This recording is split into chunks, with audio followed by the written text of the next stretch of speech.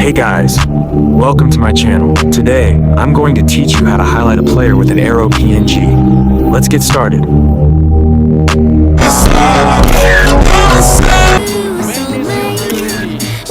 First, import your video clip into inshot app, then trim the clip in right moment and freeze it to 1.5 second duration. Then you need to duplicate the freeze clip and switch one clip to an overlay.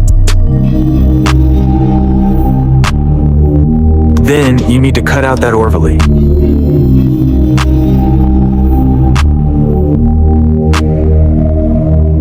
After that, you need to adjust the colors of the overlay and freezed clip. Now add this cool animation to the first clip.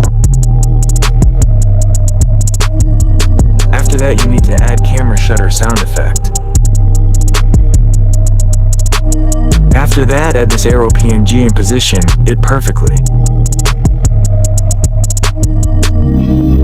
Now you can make player text name like this.